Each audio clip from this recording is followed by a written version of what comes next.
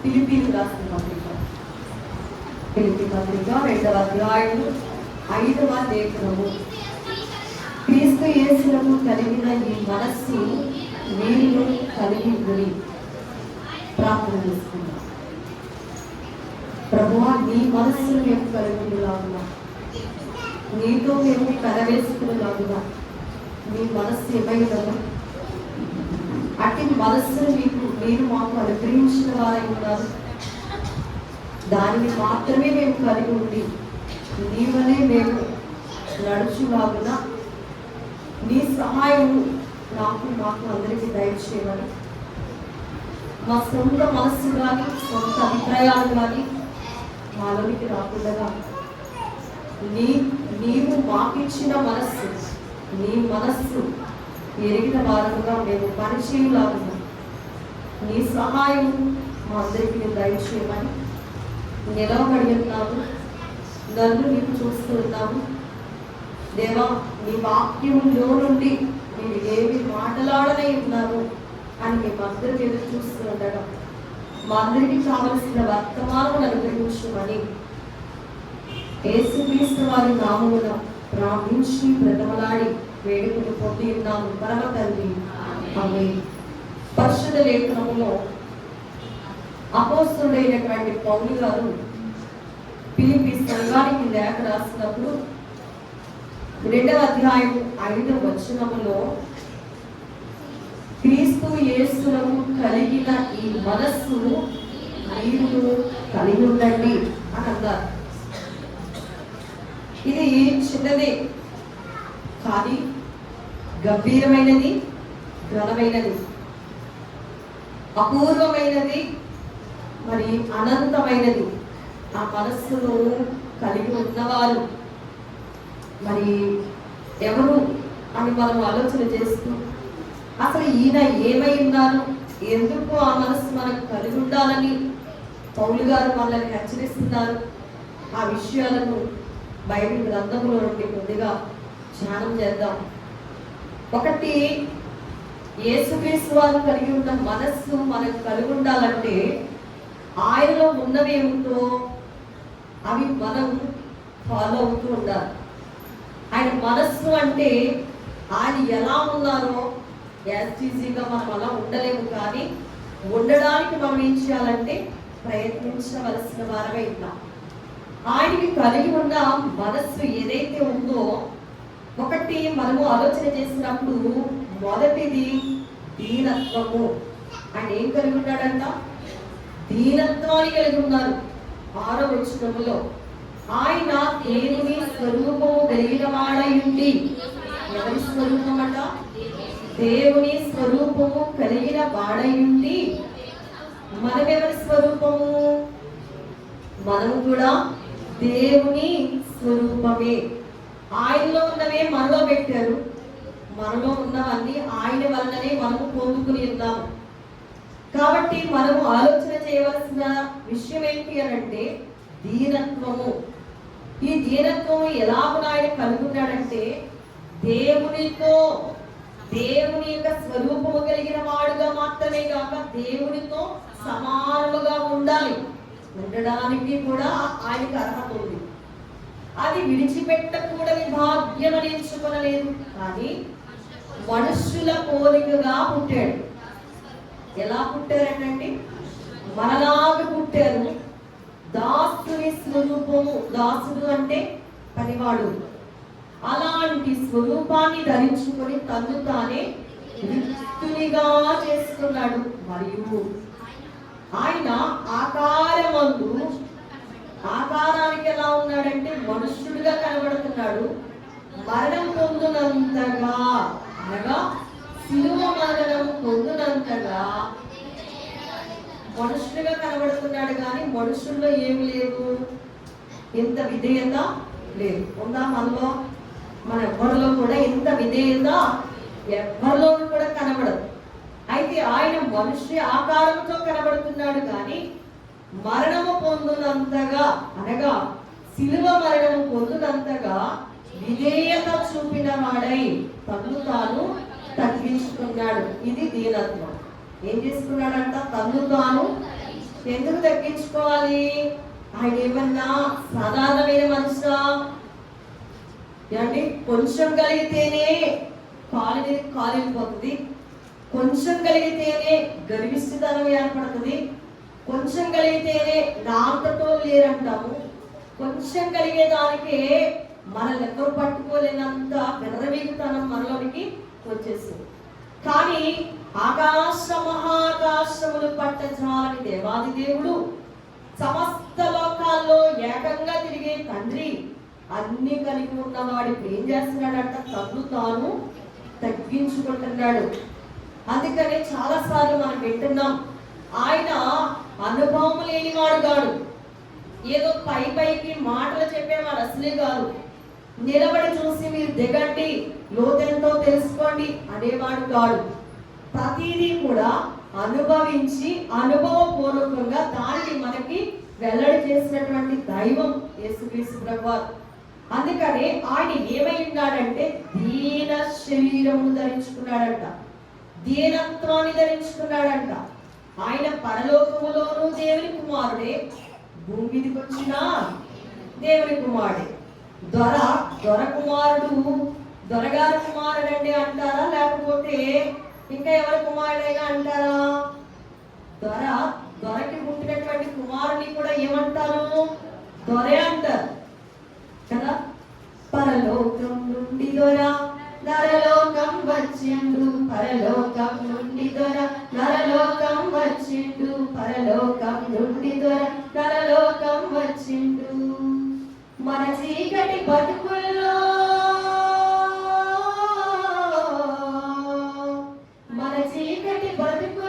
వెలుతురే తెచ్చిండు, ఎన్నెలో ఎన్నెలా కన్నుల్లో ఎన్నెలా మనం పాడుకుంటూ ఉంటాం పాట. అయితే పరలోకములోను ద్వారే, ఆయన నరలోకానికి వచ్చినా కూడా ద్వారే. కానీ ఆయన ఏమంటున్నాడు? తన్ను తాను తగ్గించుకుంటున్నాడు. ప్రియులుగా మనకి అర్థం కావాల్సిన విషయం ఏంటంటే, ఆయన ఏదైనా అంటే సమస్తం జరుగుతుంది. ఆయన అది చెయ్యాలి అనుకున్నాడు, ఆకాశాన్ని కలుగు చేశాడు. చెయ్యాలి అనుకున్నాడు, భూగోళాన్ని కలుగు చేశాడు. చెయ్యాలనుకుని సృష్టికి ఆజ్ఞాపించాడు, సృష్టి కలిగింది. ఇప్పుడు ప్రియులుగా ఎందుకు తగ్గించుకోవాల్సి వచ్చింది?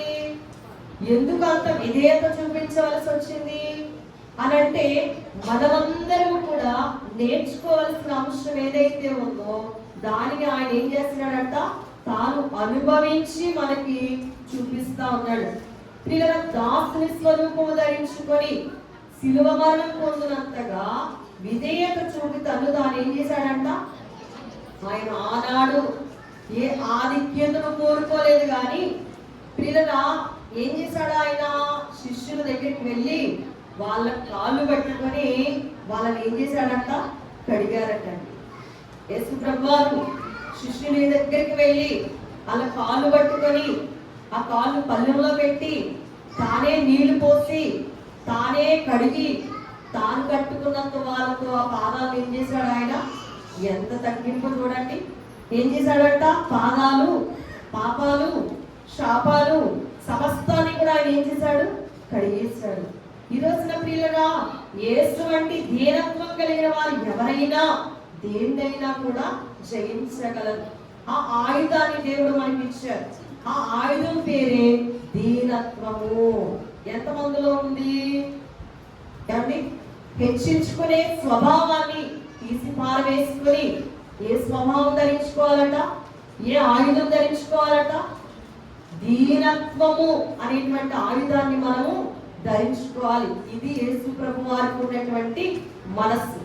అంతేగాని నేను అందరికంటే గొప్పవాడిని, అన్ని లోకాల కంటే పైన వాడిని, నేను మీ అందరినీ రక్షిస్తాను, మీ అందరి కొరకు వచ్చాను అని గర్విష్ఠతనంగా ఎక్కడ కూడా ఆయన చెప్పుకోలేదు.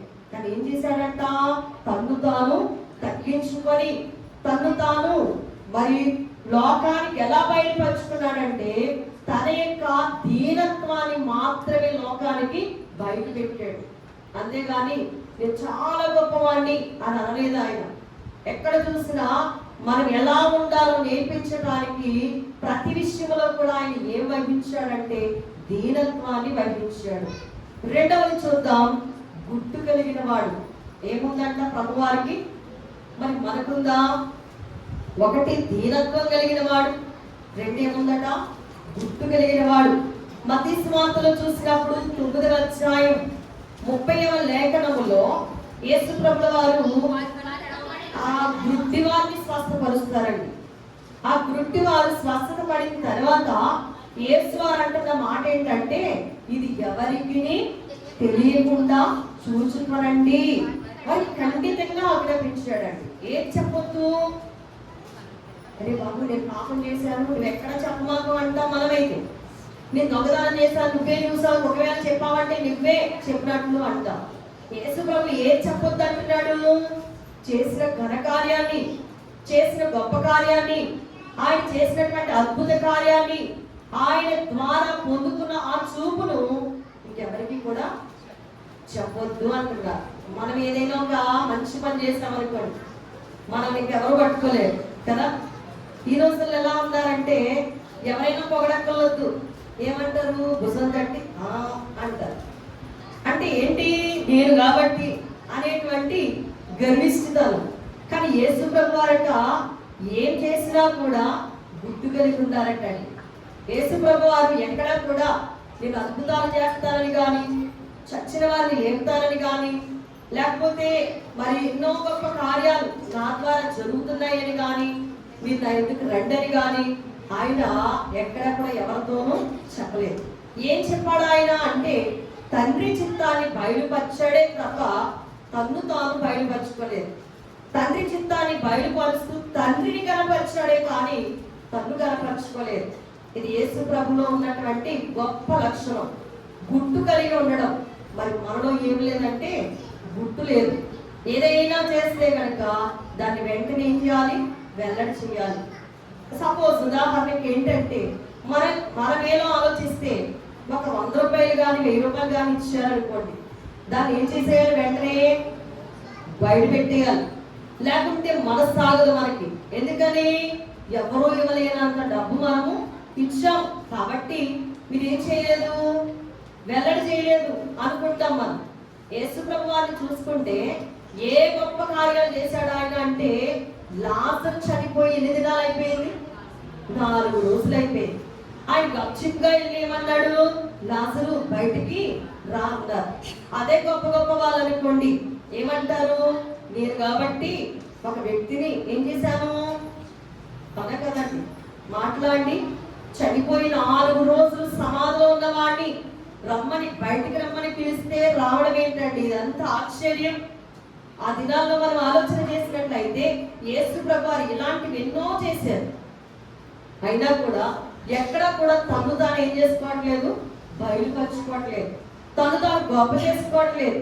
అక్కడ ప్రజానేకమే అంటున్నారు, మరియా మాత వాళ్ళు ఏమంటున్నారంటే, ప్రభువా అసలు నీవు మాతో ఉంటే గనక మా తమ్ముడు చనిపోడు అని అన్నారు. ప్రియుడా, యేసు ప్రభు వారు ఉంటే ఏమి రాదంట? ఇంట్లోనికి చావు రాదట.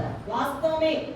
అందుకని ప్రభు వారు అన్నారు, ఇదిగో మరి యోహాను సువార్త 11వ అధ్యాయాన్ని మనం చదివినప్పుడు లేఖనం ఏం చెప్తుందో ఒకసారి ఆలోచన చేసినట్లయితే, ప్రభు వారు అంటారు 11వ అధ్యాయంలో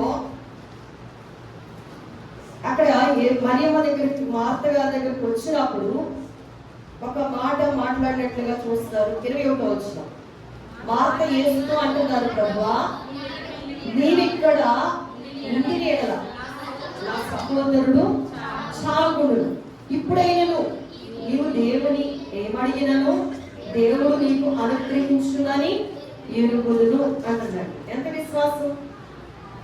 అందుకే యేసువారు అంటున్నారు, నీ సహోదరుడు మరలా లేచును అని అన్నారు. ఏమన్నమాట? గొప్ప మాట. నీ సహోదరుడు మరలా లేచును అని ఆమెతో చెప్తే, మా అత్తమ్మ గారు అంటున్నారు ఆయనతో, అంచె దినాన్న నువ్వు చెప్పినట్లుగా పునరుత్థానమందు లేస్తాడు అని ఎరుగుదును అంటున్నాడు. అందుకే సుప్రభాలు అన్నారు, ఎవరు నేను? పునరుత్థానాన్ని నేనే, జీవాన్ని నేనే. నా యందు విశ్వాసం ఉంచువాడు చనిపోయినను బ్రతుకు, బ్రతికి నా యందు విశ్వాసం ఉంచువాడు ఎప్పుడు కూడా ఎప్పటికీ కూడా చనిపోయాడు. ఈ మాట నమ్ముతున్నావా అంటే ఆమె ఏమంది, అవును ప్రభువా, నీవు లోకానికి రావలసిన దేవుని కుమారుడైన క్రీస్తు అని నమ్ముచున్నానని ఆయనతో చెప్తే ఆమె ఈ మాట చెప్పి వెళ్ళి బోధకుడు వచ్చి నిన్ను పిలుచుచున్నాడని తన సహోదరి మరియను ఏం చేసిందంట, రహస్యంగా పిలుచుకుని వెళ్ళిందంట. ఇంకెవరితో చెప్పలేదు. ఏం చేసిందండి, రహస్యంగా పిలుచుకుని వెళ్ళింది. ఆమె విని ఏం చేసిందంట, త్వరగా వేసింది ఆయన ఎందుకు వచ్చింది. ఇంకా మనం ఆలోచన చేసినట్లయితే యేసు ప్రభు ఎన్నో కార్యాలు చేశారు, ఎన్నో గొప్ప కార్యాలు. మరి చనిపోయిన వారిని లేపారు, దయ్యాలు పట్టిన వారిని బాగు చేశారు, మరి ఎన్నో రకరకాలైనటువంటి మరి కార్యకలాపాలు చేసినా కూడా ఎక్కడా కూడా తను తాను ఏం చేసుకోలేదట, గొప్ప చేసుకోలేదట, గుట్టు కలిగే ఉన్నారట. అది ఆయన యొక్క లక్షణం. మరి మనం ఎంత గుట్టుగా ఉంటున్నాం? మనము రహస్యంగా చాలా ప్రార్థనలు చేస్తారు చాలా మంది. అలా రహస్యంగా చేసేటువంటి వాళ్ళు చాలా గొప్పవాళ్ళు. మీరు ఒకవేళ మీకు మనసు వచ్చి అయ్యో నేను ఎన్నో ప్రార్థనలు చేస్తాను, సంఘం కొరకు చేస్తాను, కాపరి కొరకు చేస్తాను, లేకపోతే గ్రామం కొరకు చేస్తాను, దేశం కొరకు చేస్తాను, దేశ నాయకుల కొరకు చేస్తాను అని మీరు ఎప్పుడైనా నన్ను గురించి అడిగారా, నన్ను ఎప్పుడైనా అన్నారా, కనీసం మీ మాటలో ఎప్పుడైనా అని అన్నారా అని అనుకోమాకండి. ఎందుకంటే అన్ని రహస్యాలు చూసేవారు సమస్తాన్ని ఎరిగిన దేవాది దేవుడు. మనం చేసే ప్రార్థన వింటున్నాడు, మనం చేసే పాపాన్ని కూడా ఆయన చూస్తున్నాడు. ఆయన ఏం చేస్తున్నాడు, ఆకాశం నుండి ఆయన పనేంటి, నరులను కన్నులారా చూడటమే ఆయన పని. మానవులు చూడకపోవచ్చు, కానీ ఎవరు చూస్తున్నారట, దేవుడు చూస్తున్నారు. అందుకని మనం ఏ చిన్న కార్యమైనా పెద్ద కార్యమైనా ఎలా ఉండాలంటే గుట్టు కలిగి ఉండాలట. ఎలా ఉండాలట, గుట్టు కలిగి ఉండాలట. ఇక మూడవది చూసినట్లయితే పరిపూర్ణ సమానత్వం. ఏంటట, పరిపూర్ణ సమానత్వం. మత్తయి సువార్త 12వ అధ్యాయంలో 49వ వాక్యాన్ని చూసినట్లయితే తన శిష్యుల వైపు చేయి చాపి అక్కడ అంటున్నాడు ఒక మాట, ఇదిగో నా తల్లియు నా సహోదరు. ఎవరు? ఆయన లోకానికి వచ్చినప్పుడు అందరినీ దేవుని ప్రేమతోనే ఆయన ప్రేమించాడు. ఆ దేవుని ప్రేమ ఏ అరవరికలు లేనటువంటి ప్రేమ, ఏ ప్రత్యేకతలు లేనిది. అందుకే అందరూ కూడా ప్రేమ ఎంత సమానమే, అందరూ కూడా ప్రేమలో గొప్పవారే. కాబట్టి తల్లిదండ్రులను కూడా అందరితో ఏం చేశాడు, ఆయన సమానంగా ఇచ్చాడు. ఏమన్నాడు, పరలోకమందున్న నా తండ్రి చిత్త ప్రకారం చొప్పున చెయ్యవాడే నా సహోదరుడు. మనందరూ ఎవరి చిత్తాన్ని చేయాలంట, తండ్రి చిత్త ప్రకారం చేసే వాళ్ళే ఆయనకి సంబంధికుడు. తండ్రి చిత్త ప్రకారం అంటే ఏంటి, తండ్రికి ఒక చిత్తం ఉంది, ఎందుకు ఈ లోకంలోనికి మనల్ని పంపించాడో ఆ చిత్తం మనం కూడా తెలుసుకోవాలి.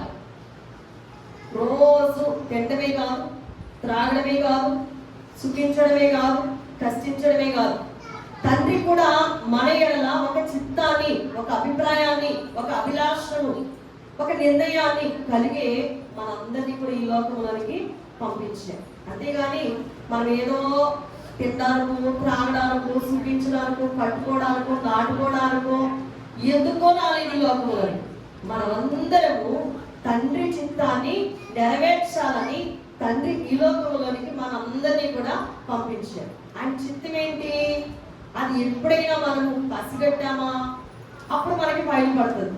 ఇక్కడ చాలాసేపు అయింది, వాళ్ళ అమ్మగారు వచ్చారు, చాలాసేపు అయింది, వాళ్ళ అమ్మగారు సహోదరులు బయట నిలబడ్డారు. ఈలోపు ఇన్ఫర్మేషన్ వచ్చింది లోపలికి. యేసు ప్రభు వారు ఇలా మాట్లాడుతూ ఉన్నారు. అప్పుడు ఆక్క ఒకడు అన్నాడు, అయ్యా నీ తల్లిని సహోదరులు వచ్చి బయట నిలుచున్నారయ్యా అన్నారు. ఎవరయ్యా నా సహోదరులు, ఎవరయ్యా నా తల్లి? ఎవరైతే తండ్రి చిత్త ప్రకారం చేస్తారో వారే నా తల్లి, ఎవరైతే నా తండ్రి చిత్త ప్రకారం చేస్తారో వారే నాకు సహోదరులు అని ఆయన చక్కగా వర్ణించాడు. అంటే మనమందరం కూడా తండ్రి చిత్తాన్ని చేసినట్లయితే మనము ఆయనకి ఏమై ఉంటాము? ఏమా దైవజనుడు దేవశ్రీ గారు చక్కగా నేర్పించారు మనకి. ఏమని, మన తెలుగు క్రైస్తవ కీర్తన పుస్తకంలో 28వ పాటలో ఆ శరణాన్ని ఒకసారి మనం పాడుకుంటే మనకు అర్థమవుతుంది. ఏమని? డెకరేషన్ అనుకుంటా, చూడండి ఒకసారి. నరులకు దేవుడు తండ్రి అను వరుసపైలో పరచినాడు, పొరుగువారు సోదరులన్న మరొక వరుస తెచ్చినాడు, మరియు దేవుడు పొరుగు వారి సరిగా ప్రేమించుమన్నాడు,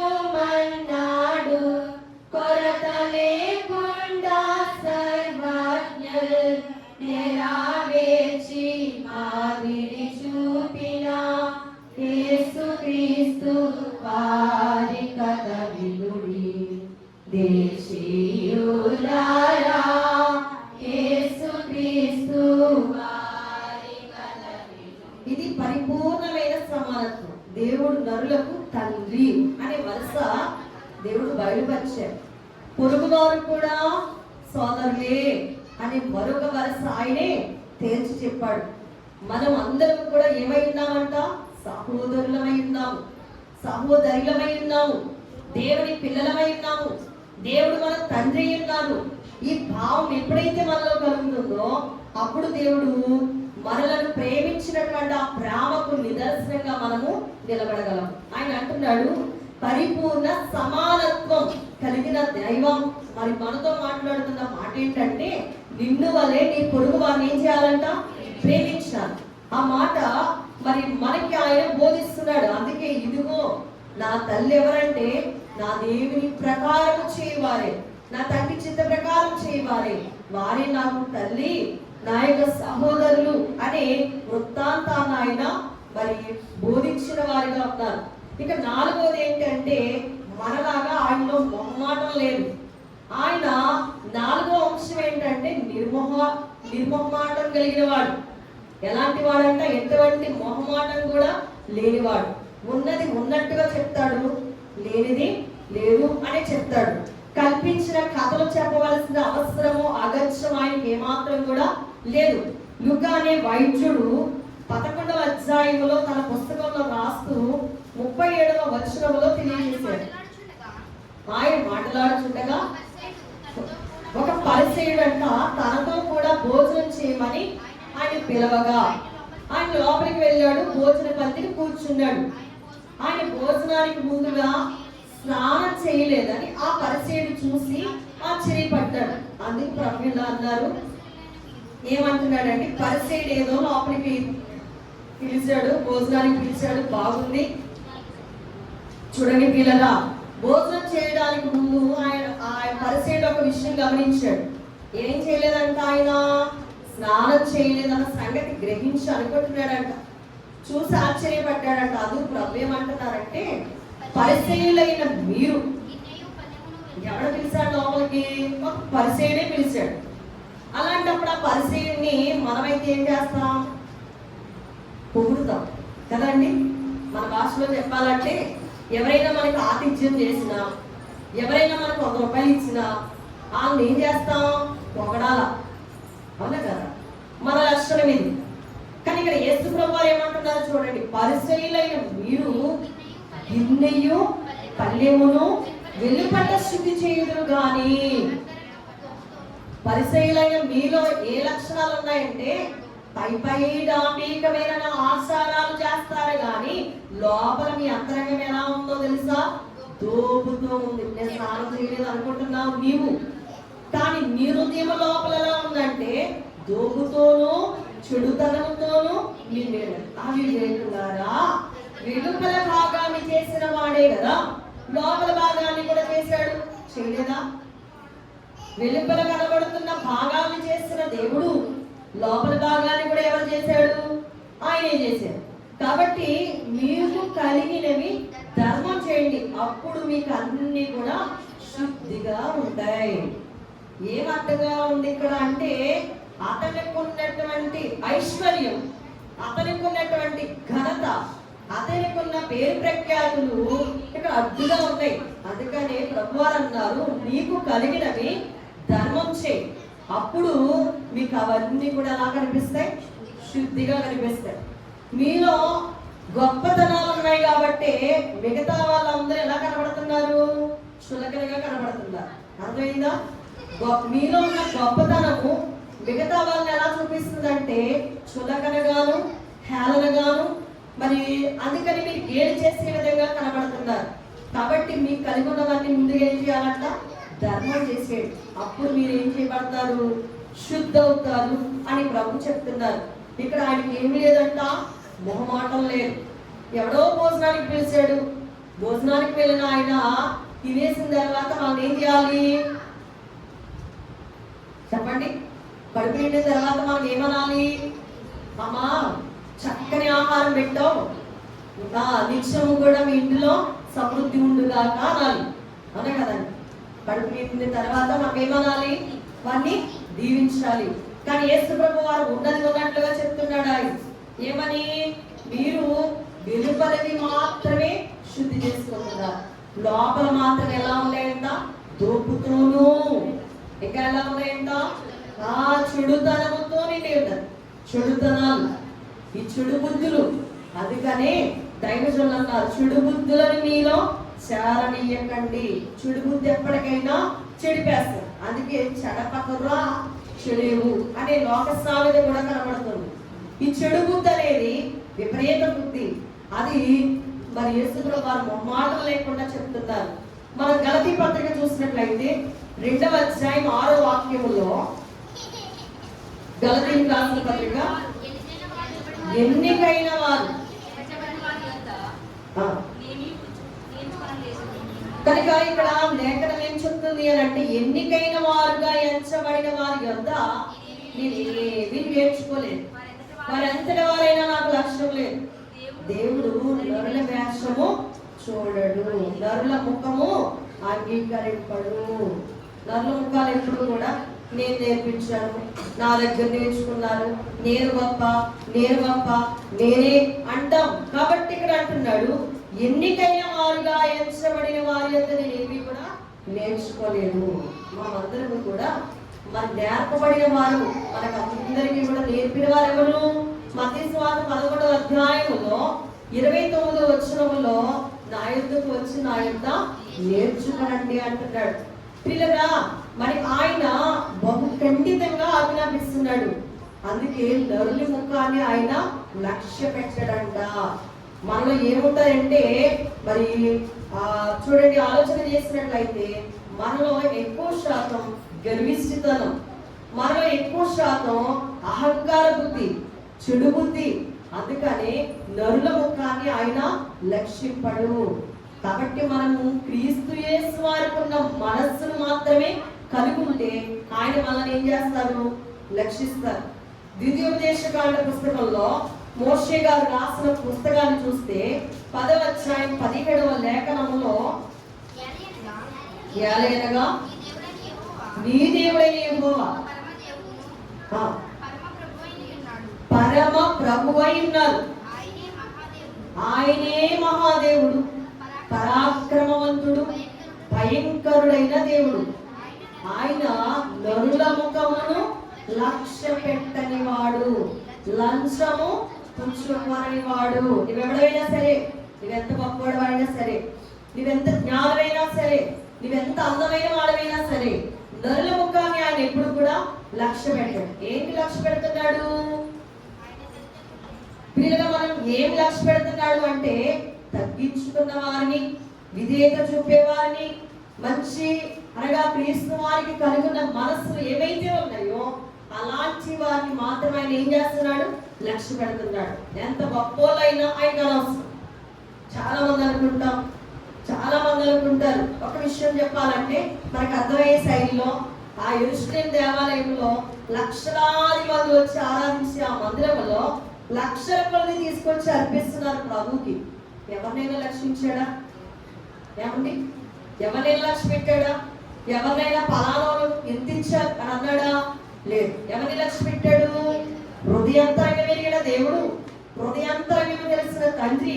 ఆయన అంటున్నాడు, ఈ అమ్మాయి 2 కాసులు తన జీవనమంతా కూడా ఇందులో వేసాను అంటున్నాడు. అంటే ఏం లక్ష్య పెడుతున్నాడు?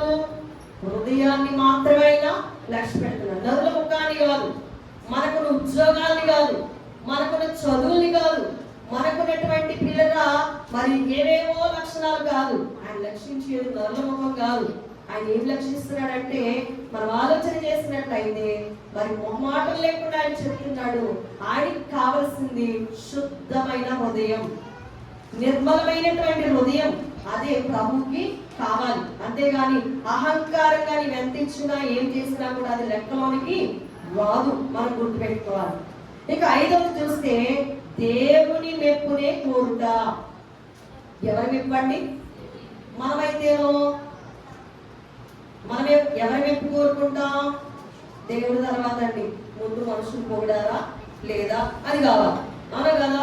యోహాను సువార్త 5వ అధ్యాయం 41వ లేఖనం. యోహాను 5, నేను మనుషుల వలన మహిమ పొందేవాడు కాను, నేను మిమ్మల్ని ఎరుగుదును, దేవుని ప్రేమ మీలో లేదు. మిమ్మల్ని ఎప్పటి నుంచో నేను ఎరుగుదును, కానీ మీలో ఏం లేదు? దేవుని ప్రేమ లేదు. నేను నా తండ్రి నామమున వచ్చి ఉన్నాను, మీరు నన్ను అంగీకరింపరు. ఎవరి నామం? ఎవరి నామాలు వచ్చారంట? దేవుని నామాన్న, తండ్రి నామమున, తండ్రి కుమార పరిశుద్ధాత్మ నామమున నేను వచ్చి ఉన్నాను, మీరు నన్ను అంగీకరింపరు. మరి ఒకడు తన నామమున వచ్చిన ఎడల వాళ్ళు ఏం చేస్తారు? పలానోళ్ళండి ఎన్ని అద్భుతాలు చేస్తారు, పలానోళ్ళండి ఎన్ని ఘనకార్యాలు చేస్తారు, పలానా చోట ఎన్ని అద్భుతాలు జరుగుతున్నాయి అని ఎవరి నామాన్ని కనపరుస్తారు? మీరు మాట్లాడాలి. ఎవరి నామాన్ని కనపరుస్తున్నారు? ఎవడైనా ఒకవేళ తన నామాన్ని వచ్చాడు అనుకోండి, వాళ్ళు ఏం చేస్తారంట? అంగీకరిస్తారట. అద్వితీయ దేవుని వలన వచ్చి మెప్పును కోరక ఒకరి వలన ఒకడు మెప్పు పొందుచున్న మీరు ఎలా నమ్మగలరు? నేను తండ్రి యొక్క మీ మీద నేరము మోపుదునని తలంచొద్దు. ఎవరి గురించి వచ్చాడు ఇక్కడ యేసు ప్రభుల వారు? ఏమండి, ఎవరిని మహిమపరచడానికి వచ్చారట? తండ్రిని మాత్రమే మహిమపరిచేవారు. అందుకనే మనుషుల వలన మెప్పును ఆయన పొందేవాడు కాదు. మనం దీన్ని విసర్జించాలి. మనుషులు పొగిడితే చాలు అనుకుంటారు చాలా మంది. నా దేవుడు చూసి వచ్చాడు ఏంటండి, ఎక్కడ ఉన్నాడు ఆయన అనుకుంటున్నాడు. అందుకనే పిల్లలు మనం ఏం చేస్తున్నారంట? కుడి చేతితో చేయు ధర్మము పడదాం. కుడి చేతితో చేయు ధర్మము, కుడి చేతితో చేయు ధర్మము, ఎడమ చేతికి తెలియాలన్నా, ఎడమ చేతికి తెలియాలన్నా, యేసునామమెంతో మధురం, యేసునామమెంతో మధురం, మధురం మధురం మధురం, యేసునామమెంతో మధురం. కనుక దేవుని మెప్పు కోరాలి కానీ మనుషుల మెప్పు మనం కోరుకోవాలి. దేవుడు మెచ్చుకోవాలి ఎవరినైనా కూడా. మనుషులు మెచ్చుకుంటే అదంతా కూడా వ్యర్థమే. ఎందుకంటే మనుషుల మెప్పు అనవసరం. చూడండి, యోహాను 12వ అధ్యాయంలో 42వ లేఖనంలో మరి ఒక మాట తెలియజేశారు.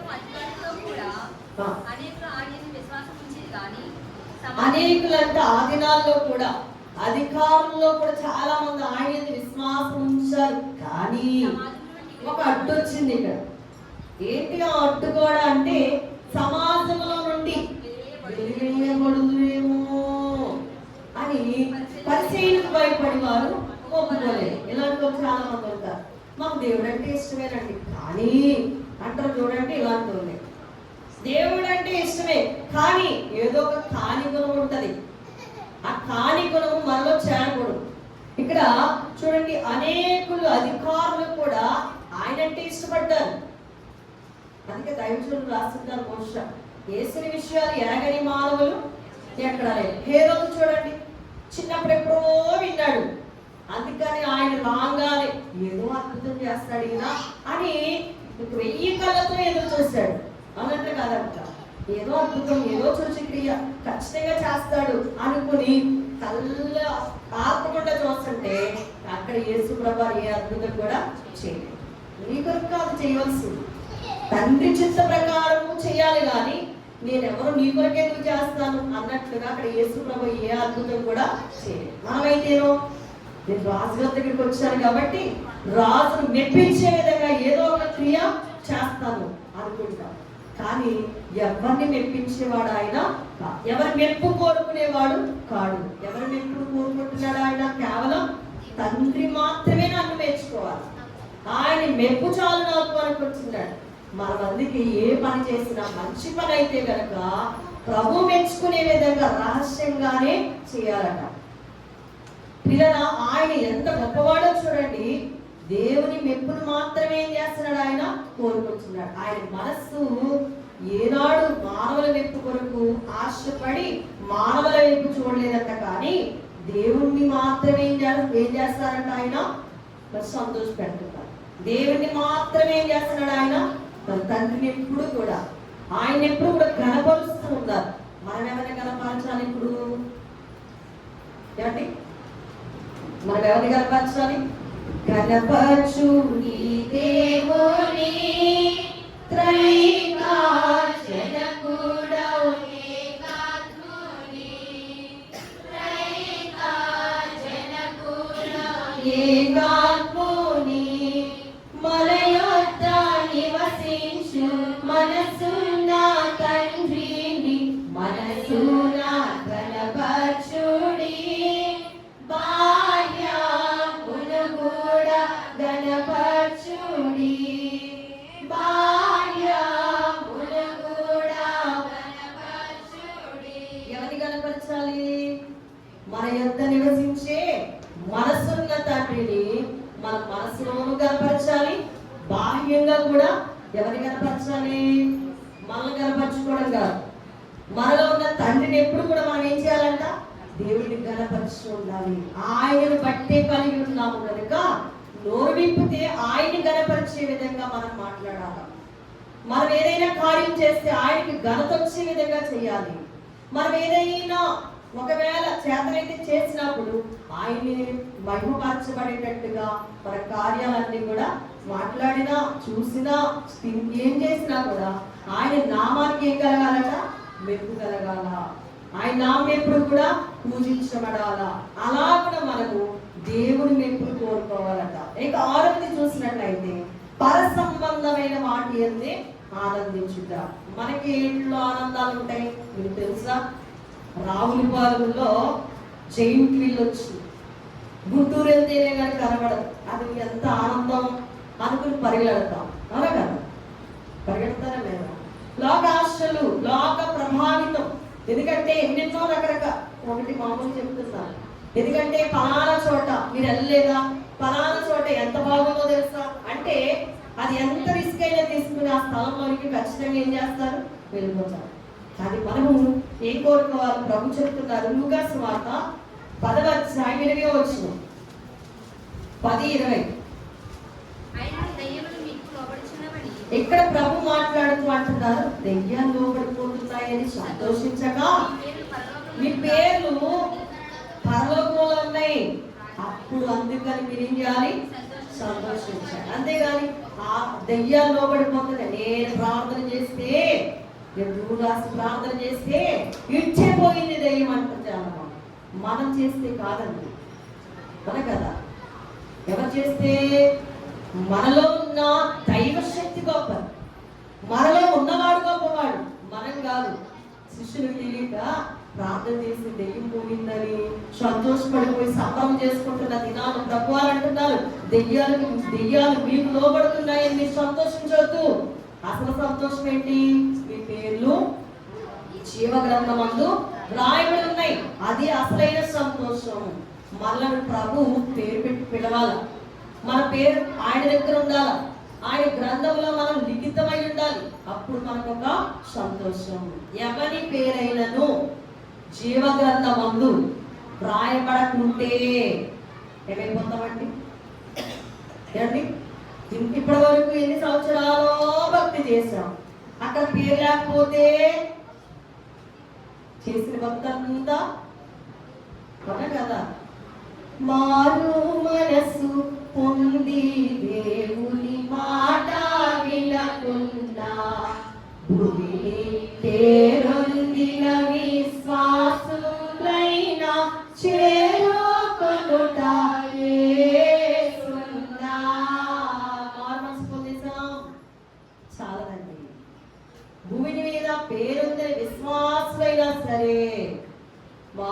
రాసుకుంటున్నా సరే దేవుని మాట వినకుంటే చేరుకోవడం సున్నా.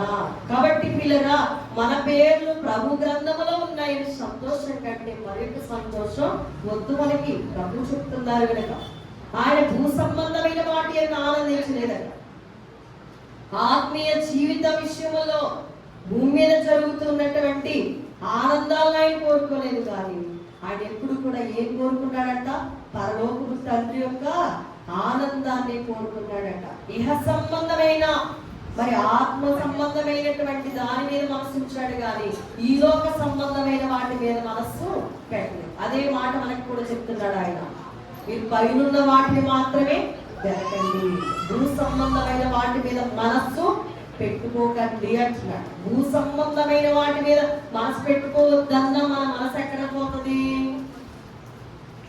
మన కదా, తినాలి, కట్టుకోవాలి, చూపించాలి, అమలు చేసేసుకుంటున్నాను కాలేదు. ఈ భూ సంబంధమైన విషయాల మీద ఎక్కువ మనసు పెడతాం, కానీ వీటికంటే మనసు ఎక్కడ పెట్టాలట? ప్రభు మీద పెట్టాలట. అదే ప్రభు తెలియజేస్తున్నారు. ఇక మనం ఆఖరిగా చూసినట్లయితే ఇంకా కొన్ని విషయాలు ఉన్నాయి, కానీ ఆఖరిగా ఒక పాయింట్ తెలియజేసుకొని ముగించుకుందాం. తొనకని స్థిరమైన ప్రేమ. ఏడవది, తొనకడు స్థిరమైన ప్రేమ కలిగినది ప్రభు యొక్క మనస్సు. మత్తయి సువార్త 26:50లో ఆయన మనస్సులో ఉన్న ప్రేమ తొనకనిది. అందుకనే తనతో 3.5 సంవత్సరాలు తిరిగి శిష్యరికం చేసిన యోధ గొప్ప నమ్మక ద్రోహంతో తనను ముందు పెట్టుకుని అప్పగించుకున్నా కూడా ఆయన ప్రేమ ఏమాత్రం కూడా ఏం చేయలేదంట? తొట్టుకోలేదంట, తొనకలేదంట. నిండుకుండా ఏమంటే నిండుకుండా తొలుగుతుందా? తొనకదు. ఆయన నిండార మనల్ని ప్రేమిస్తున్నాడు. అందుకంటాడు దేవుడు లోకాన్ని ఎంతో ప్రేమించాడు. ఎన్ని కోపం వచ్చినా కూడా తన ప్రేమను ఆయన ఎప్పుడు కూడా మరి పిల్లలు దిగమింగలేదు. తన ప్రేమను పంచాడు. ఆయన ప్రేమ కొరకు ఈ లోకంలో నిలబడ్డాడు. ఇస్కరియోతు యూద అంటాడు 26:50, చెలికాడా? యేసు ప్రభువు అంటున్నారు ఇస్కరియోతు యూదాతో, చెలికాడా నువ్వు చెయ్యవచ్చినది చెయ్యమని అతనితో చెప్పగా. ఏం చేయమంటున్నాడు? ఆ దేవుడు మంచి పని ఏమని చేస్తున్నాడు అనుకుంటున్నారా? లేదు లేదు. నువ్వేం చేయాలనుకుంటున్నావు? చెయ్యి. ఏం చేయాలనుకుంటున్నావు? నన్ను అప్పగించాలనుకుంటున్నావు? చెయ్యి, నీ ఇష్టం. నువ్వేం చేసినా నాకు ఇష్టమే.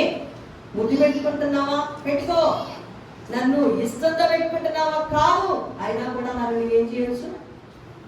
ముద్దు పెట్టుకోవచ్చు. ఎందుకు? ఒకప్పుడు స్వీకరించడానికి పెట్టావు, ఇప్పుడు ఏం చేస్తున్నావు? అప్పగించడానికి పెడుతున్నావు. నీ ఇష్టం, ఏది చేసినా నీకే వదిలేస్తావు. నీ ఇష్టం వచ్చినట్లుగా నన్ను చేసుకో. ఆయన ప్రేమలు ఏమాత్రం ఏమి లేదంటే తొట్టుపాటు అనేది లేదు. ఏం చేయాలనుకుంటున్నావు అది నువ్వు చేయొచ్చు. మనతో కూడా ప్రభు చెప్తున్నాను, పరిశుద్ధిగా ఇంకా పరిశుద్ధిగా ఉండు. ఓ పాపి, నీ ఇష్టం ఇంకా పాపిగానే ఉంది, కానీ వాని క్రియల చొప్పున ప్రతి వారికి ఇవ్వడానికి నేను జీతం పట్టుకుని వస్తున్నా. నీ ఇష్టం. నువ్వు ఎలా ఉన్నా నేనేమి తొనకను. నా ప్రేమ ఎప్పుడు నీ కొరకే. నా ప్రేమ ఇప్పుడు నీ కొరకే నేను చాపి ఉంచాను. నీ కొరకే. నువ్వెప్పుడు వచ్చినా సరే నాకు ఇష్టమే. పుస్తకాలు చదివితే నిజంగా మనకు అనిపిస్తుంది. హోషియా పుస్తకంలో చూడండి, ఎంత ఎక్కడెక్కడ తిరిగి వచ్చినా కూడా నువ్వు నా దానివి అంటాడు. ఎన్ని చేసినా కూడా ఆఖరికి నేనే నీకు అంటాడు. పిల్లగా అందుకని ప్రభు ప్రేమ త్వరకనేది స్థిరమైనది. ఆయన ప్రేమ సత్యమైనది. అందుకని క్రీస్తు యేసు వారికి ఉన్న మనస్సు మనకు కూడా కలిగి ఉండాలని పరిశుద్ధులైన పౌలు గారు చాలా స్పష్టంగా తెలియజేశారు. ఏంటి ఆ మనస్సు? విధేయతనే మనస్సు. మరి మనలో ఉందా? అవిధేయులం మనం కదా, అవిధేయులం. విధేయత చూపించాం. తిన్నింటి ఏమంటారు కదా, తిన్నింటి మాసాలు లెక్క పెట్టే వాళ్ళం మనం.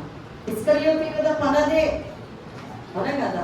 మన భాషలో చెప్పాలంటే తిన్నింటి మాసాలు లెక్క పెడుతున్నాడు. యేసు ప్రభుతో తిరిగాడు, యేసు ప్రభుతో ఉన్నాడు, యేసు ప్రభుతో అన్ని చేసినా కూడా ఆఖరికి ఆయన జాడి ఏంటో కూడా శత్రువుకి తెలియజేసిన పరమ దుర్మార్గుడు. ఈ రోజున మనం విధేయులమా? విధేయులమా? రెండవది ఏమంటున్నాడు? గుర్తు కలిగి ఉన్నాడట. ఎన్నో గొప్ప కార్యాలు చేసినా కూడా తను తాను ఏం చేసుకోలేదు, ఆయన బయలుపరుచుకోలేదు, గుట్టుగానే ఉన్నాడు. మూడవది పరిపూర్ణ సమానత్వం. అందరూ సమానమే నాకు, మీ అందరి కొరకు నా ప్రేమను పంచుతానని. ఎందువని నీ పొరుగు వారిని కూడా ఏం చేయమంటున్నాడు, ప్రేమించమంటున్నాడు. నాలుగోది చూస్తే మొహమాటం లేకుండా మాట్లాడతాడు. ఏ మొహమాటం లేదా ఆయనకి, ఉన్నట్టుగా చెప్తాడు. చాలా మంది ఏమనుకుంటాం, సంఘంలో అలా చెప్తే కనుక వీళ్ళు రాలేదు అని. అది తప్పు, మాదే తప్పు. ఉన్నట్టుగానే చెప్పాలి. లేకపోతే ఖండించకపోయినా, ఉపదేశించి వెళ్ళిపోయినా తప్పే, బుద్ధి చెప్పకపోయినా తప్పే. ఉన్నట్లుగానే ఏం చేయాలట, చెప్పాలి. కాబట్టి పిల్లగా మొహమాటానికి వెళ్ళలేదు యేసు ప్రభువు. పరిసయ్యుడింటికి భోజనానికి వచ్చి కూడా పరిసయ్యుడిని ఏమన్నాడు, నీలో ఉంది తప్పు, ముందు దిద్దుకో అని అంటున్నాడు. ఆయన అంత గొప్ప దేవుడు. ఇక ఐదవది, దేవుణ్ణి మెప్పే కోరుకుంటాడు కానీ మనుషుల మెప్ప అస్సలు కోరుకో. ఎవరికి విడిచిపెట్టేసుకో, అది నీకు నష్టం. యేసు ప్రభుని వెంబడించినా ఇష్టమే, వెంబడించకపోయినా ఇష్టమే. కానీ మీ మెప్పు కొరకు నేనేమి కార్యాలు చేయను. నాకెవరి మెప్పు కావాలి, నా తండ్రి నన్ను మెచ్చుకోవాలి, నేను నా తండ్రిని గణపరుచుకోవాలి. అంతేకాదు తప్ప మనుషుల ముఖాన్ని లక్ష్య పెట్టే దేవుడు మాత్రం కాడు. ఆరవది, పర సంబంధమైన వాటి మీదే కాదు తప్ప ఈ లోక సంబంధమైన వాటి మీద ఆయనకి ఏమి లేదు, మనస్సు లేదు. మనకు కూడా ఈ లోక సంబంధమైన వాటి మీద మనస్సు ఉండకూడదు.